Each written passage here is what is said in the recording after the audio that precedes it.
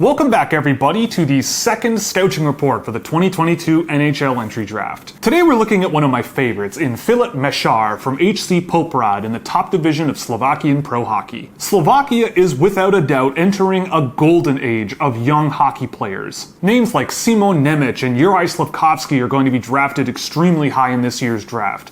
Names like Dalibor Dvorsky and Alex Ciernik for next year's draft are already lighting it up overseas. But through it all, the name that has flown a little bit under the radar and who I have really enjoyed watching for the last 2 seasons is Filip Mesar. And at the time of filming, and yes, this can change, I have him ranked ahead of Simon Nemec. Playing against men all season this year and last year, Filip Mesar has put up rock-solid production data, and in the games that I've tracked this year, that trend continued with really good data in many areas. There are strong rates of zone transition involvement, high rates of efficiency going both directions, and extremely strong passing data. And as a forward completing over 75% of his pass attempts, the only players that beat him are players with really small samples that I'm not super comfortable putting a lot of faith in. And any men's league player with an offensive threat level approaching 20 is very notable in my work. And it's usually a very solid indicator of offensive production potential,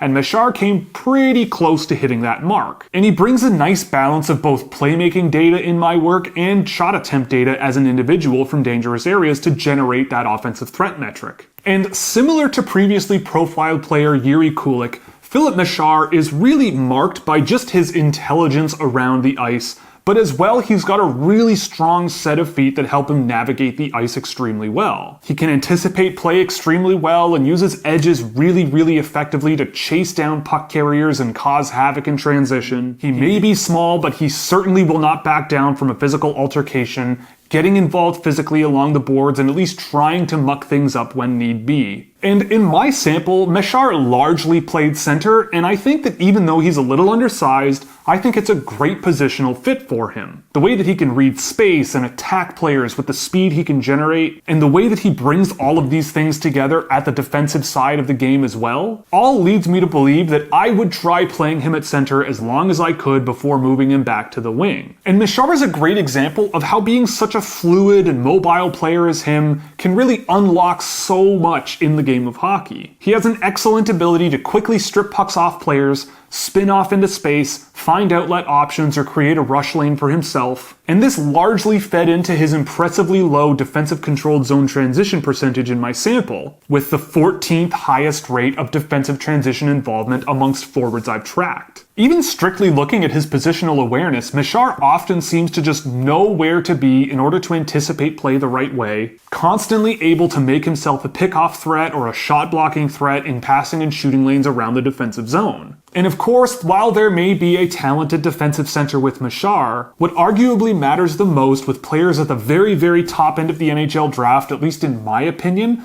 is how well those defensive players can produce in the offensive zone and generate offense while they're on the ice. And Filip Mesar is no slouch in this area as well. On offensive rushes, he is extremely quick to jump into open space, make himself a reception threat, get into open ice on offensive rushes, and just play with the speed that you're really looking for in your forwards, at least in the modern game. He anticipates open space extremely well, especially when he smells a breakout coming, even if he's applying physical pressure to someone. It doesn't take very long for him to get from literally on top of a person into open space in an offensive rush, making himself a pass reception target. And the agility that Mesar has also allows him to work the boards really well, which is something that I look for, especially in these undersized players. They're going to need to use their quickness to their advantage against bigger, stronger defenders in the National Hockey League, and while it wasn't perfect with Mesar, you certainly saw the wheels turning in the right direction and the potential of where things could go with improvement. And on those turnovers, unlike a player like Jiri Kulich who we profiled before, he is much more able of identifying targets that are right there, right ready for him to pass the puck to, and he can get breakouts going that way, which is another thing I'm looking for in centers. A lot of selfless play, utilizing the open space and teammates that are open, and just keeping possession of the puck to regroup and run your breakout. But what I love about Mesar is the dynamic ability that he's got with the fluidity on his feet that he carries. He makes pass reception and puck protection look effortless at times, using pivots, puck skill, smart body positioning, all to fend off pressure and keep possession of the puck, which is a big reason why his pass percentage was so strong. He always was finding ways to make new lanes, find safer passing options, and get the puck out of danger. While he may lack a truly elite high-end speed gear, I do really think that the agility he has, the footwork and fluidity, and the brain that he has for the game does more than enough to overcome that. I found that Mesar made himself a target on breakouts, drawing pressure away from fellow forwards, only to put pucks back to along the wing where there's open space again, which to me is a high-level trait of awareness in young centers, especially at professional levels in Europe. And unlike many players in any given NHL draft, he's able to chain together the way he thinks, the way he moves his hands, and the way he moves his feet to make him a very, very strong conduit through which the puck flows in the neutral zone, receiving passes, finding passing lanes, executing on those passes. It's all really smooth. He follows up, stays in open space to make him a target after he passes the puck away, and always looks for offensive contribution once the puck's in the offensive zone. And he brings that instinct and ability to the offensive zone, making quick one-touch reads, pre-scanning for dangerous pass routes up the middle of the ice, especially below the goal line and in the corners. And these one-touch plays are going to certainly come in handy in the National Hockey League, especially if he doesn't grow a little bit or put a lot of strength on his frame. He's going to need to make quick decisions, use his quick feet, and use his quick brain to just do the right thing as quickly as he can. But similar to Yuri Kulik, you also see flashes of something more with Filip Mesar, at least in my view. The puck skill to solve a certain primary layer of defensive pressure is definitely there, but the secondary pressure and tertiary pressure might cause a few problems for now, and the skill just hasn't quite developed to that point. But if it does, he could be an even better puck carrier than he already is. And a lack of pure speed did cause issues for Filip Mesar on offensive breakouts, as guys could chase him down over time and just get on top of him, cause some problems, and in full stride he kinda did have problem adapting to pressure in that situation. And Mesar has really promising areas of his game, but when you look at his pro-level production last season in Slovakia, and include this year's as well, it didn't necessarily improve a whole lot. And I think a lot of that comes from a lot of things being pointed in the right direction, but I would really like Mesar to use his traits a lot more to attack the middle of the ice more often than he did, rather than being a bit more of a perimeter playmaker or floating into empty space in the offensive zone. He's got speed, he's got skill, he has intensity, he knows how to use his body to his advantage, so I'd like to see him try to cut inside more often to generate scoring chances for himself, where a teammate can maybe follow up and you get yourself a goal or assist in that kind of a situation a little more often than he did. And a big indicator of this in the data was that over 60% of his shot attempts came from low danger, which is not always very transferable to the National Hockey League, at least if you want to score goals. Because I certainly saw moments where he would drop a shoulder, use those crossovers to generate speed, get low to the ice, and drive to the net and attack the net. And when he did it, it was awesome, and I would really, really like to see that more often because I think that would unlock more scoring potential for Mesar. But I'm still unsure of his real potential as a goal scorer in the National Hockey League. The quality of his shot is fine to above average, I'd say, but he definitely has the instincts to float into open space and can generate scoring chances for himself. I'm just not sure how it translates as a whole, but I have no worries about his translatability to the NHL and at least generating chances, if not scoring. But his passing, on the other hand, I think is a hallmark of his offensive potential. Mesar has no problem stopping up, pushing and pulling the flow of play, keeping defenders guessing, surveying the ice, and hitting targets at awkward pass angles to keep the puck in possession and create chances offensively. Coupled with his puck skill, I certainly saw some of the more exciting, high-speed, high-pace offensive rushes that I saw out of a lot of prospects this season. And especially considering this was at the men's league level, I'll be looking for more of this as he develops further over the next few years. There's just so much potential in Mesar's game, but there's also a really, really strong floor.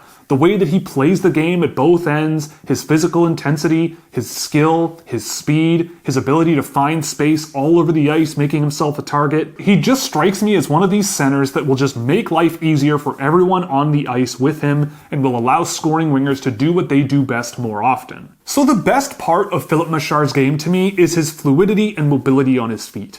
There really aren't that many more players in this year's draft that I have been as impressed with when it comes to generating speed quickly, especially using crossovers, using backwards or forwards crossovers. And the ability for him to cover ice and get into open space is just really, really impressive. It just unlocks so many areas of the game when you can move around the ice like Filip Mesar can. Whether it's in the defensive zone, the neutral zone, the offensive zone, Mesar's quickness and agility and quick thinking can make himself a threat pretty much anywhere at almost any time, and I've been really impressed with this area of the game for him. It's not perfect, but it is something that can be worked on and developed further, and I've been really impressed to this point. The good part of Mesar's game is just his spatial awareness. He just seems very aware of the game as it goes on around him. And of course his mobility helps this area of the game, but this is the kind of player I am always looking for to play down the middle of my ideal NHL lineup.